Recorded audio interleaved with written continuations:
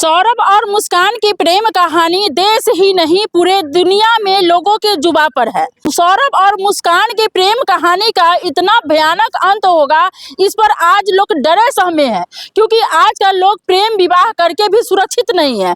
लोग कहते हैं खुद से पसंद करके शादी करोगे तो खुशहाल जीवन होगा, लेकिन खुद से पसंद करने के बाद शादी करने के बाद उसका अंत इतना भयानक होगा किसी ने सोचा नहीं था। जैसा कि सौरभ के साथ घटना कारित हुआ। सौरभ और मुस्कान 2016 में एक बार नहीं 3 बार एक दूसरे के साथ भागे थे। परिवार को ये मंजूर नहीं था, फिर भी दोनों के प्रेम को देखते हुए मजबूरन दोनों की शादी करा दी गई। 9 साल साथ रहने के बाद मुस्कान को एक साहिल नामक युवक से प्रेम हो जाता है।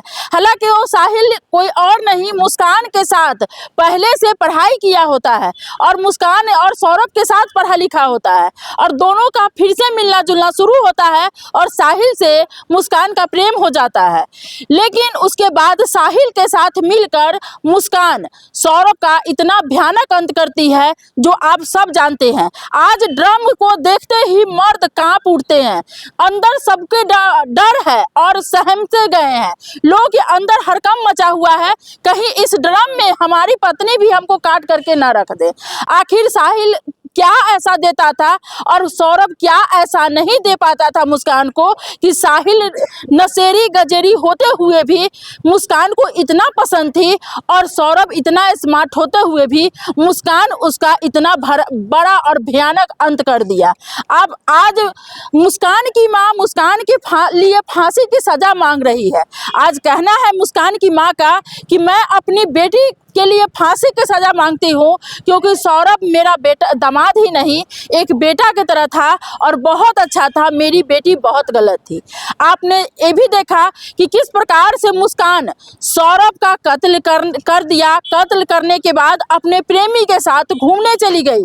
1 सप्ताह बाद आई तो उसके घर वाले ने पूछा कि कहाँ थी, तो वो बातों में इधर उधर उलझाने लगी।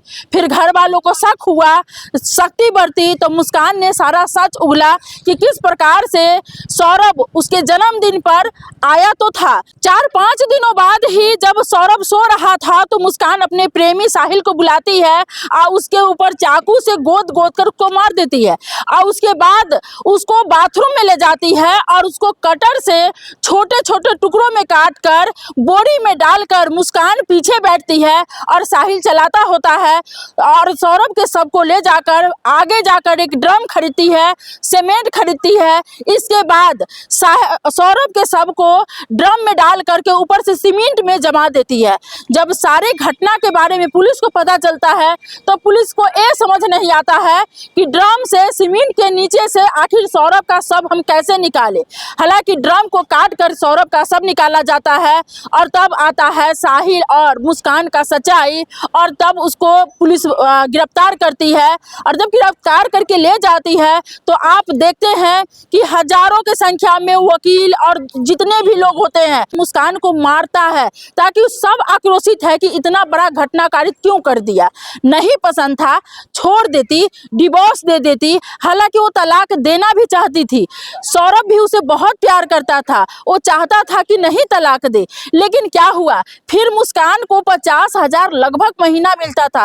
वो छोड़ना भी नहीं चाहती थी सौरभ को और फिर साहिल के साथ भी रहना चाहती थी। सौरभ को लगा शायद बदल जाएगी, शायद सुधर जाएगी, हमारे साथ अच्छे से रहेगी।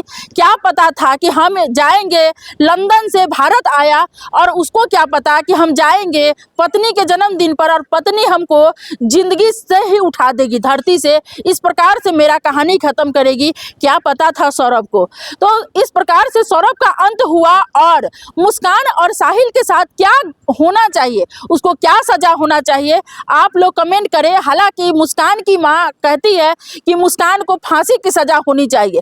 दर्शकों, आपका क्या राय है, आप लोग भी अपना राय कमेंट बॉक्स में दें।